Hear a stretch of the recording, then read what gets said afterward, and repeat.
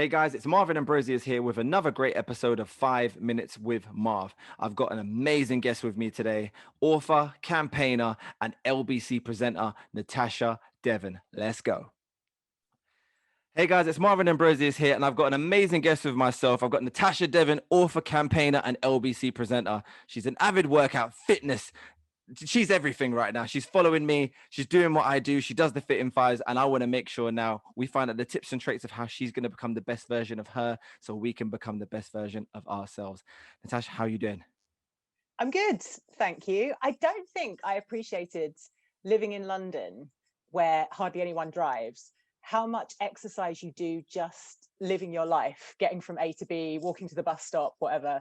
So yeah, lockdown hit me hard with the exercise stuff, which is why I started doing Fit in Five, but I'm good now. Awesome. But when the fact we were locked down, what was the first instance to where you went and said to yourself, I need to start doing some exercise? Like, what do I do? Like, how did that even happen?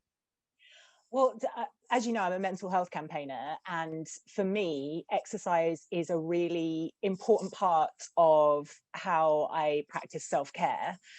But because I've had an eating disorder in the past, and because I have a tendency to get sometimes a little bit obsessed with things, Mm, the gym is not a good place for me. So I would always do things like going for a run, at something out in the fresh air, yeah. um, or something that involved community, so like yoga classes and stuff. But then when we locked down, even though I do still go for runs occasionally, I don't feel particularly safe. Like I said, I live in London. There's always lots of people about. Yeah. So I thought I've got to do it at home. And that's what brought me to Fit in Five. That's awesome. And obviously being a mental health advocate and someone that has, I always say, learning from experience and giving your experience of how to come out of a dark place is probably one of the best gifts we can give people because it's coming from a real place as well, not just the studying philosophy. It's from an emotional response.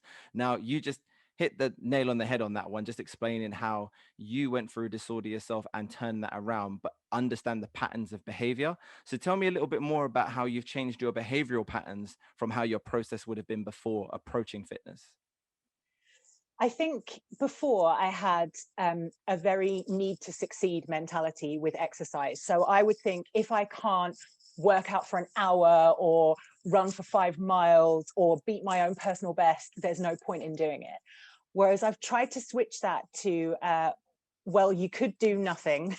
So anything's better than nothing type mentality, and just make sure that I prioritize movement of some description every single day. That is amazing. And again, it's the small actions that lead to big changes. And that's exactly what you've done. So this is awesome. So another thing which I know you are very privy to, do you feel that social media has played a massive part in not just yourself, but how everybody feels about their own self-body image? I do. I think it depends on how you use it and who you follow, because I follow a lot of body positive accounts and also accounts that celebrate fitness in different types of bodies as well. So, for example, I follow Bryony Gordon, who runs marathons, but she's a plus size woman. I follow Adrienne Herbert, who's very much whatever level you are, she's going to help you with that.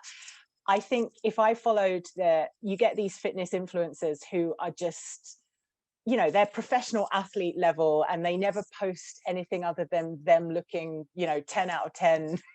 gorgeous. And Yeah. I think that can actually be quite off-putting because it makes it seem like exercise is only for the elite, if you see what I mean. Completely. I completely understand that. And that's why even with being I'm conscious of what I post for my children. Like my son's 16, my daughter's 8. And I think to myself, what do I want the reception of me to look like to them? And I think that is important. But a lot of people don't think that when they start off posting things because they don't realize that this is in the world forever. and Yes. and it's kind of one of those things you're contributing to everyone's mental psyche of what we're doing. But you're right, it is about the accounts you follow, so I hope everybody does listen to that. And another thing in regards to working out, like with your career, like you've gone down so many different paths and you've got more to come, a lot more to come. I can see you in so many places. And do you feel like working out is going to help, forget the physical aspects, the mental confidence and your mental strength in doing so and doing that? What do you think? I think I had a friend actually say to me once something that didn't make sense to me at the time, but now totally does, is he's really into boxing. And he said, if I didn't box, if I didn't go to the gym most days and box, I wouldn't have the energy to do everything else that I do. And it made me realize that exercise is not something that drains you. It's something that energizes you. Yeah. Yep. And I've also, I mean, a lot of my self-care has been about having boundaries and saying no to things and taking time for myself, and certainly ring fencing time each day to, you know, it's looking after my mind and looking after my body, because those endorphins you get when you exercise have been proven to relieve stress and anxiety and decrease the chances of you developing clinical depression. So it's, I think too often we talk about the mind and the body like they're separate from each other, but They're they together. totally depend on each other. Yeah. Definitely. And as much as I want to talk to you for hours, because I do, the 5 minutes is nearly up. So what I wanted to ask you quickly is, with working out, do you have a go-to song? Is there a particular song that pumps you up and gets you ready? What is it? Prodigy, Breathe. Oh, what a good answer. That's actually one of my playlisted regular songs that no matter what mood I'm in, it gets me going too. Is it just the first dong, dong, dong, dong? As soon as you hear that, you're ready, aren't you? Yeah, you're good to go. No, that is awesome.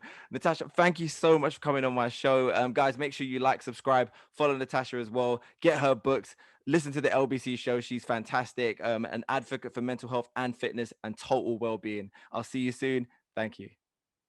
Are you sure about that 5 minutes?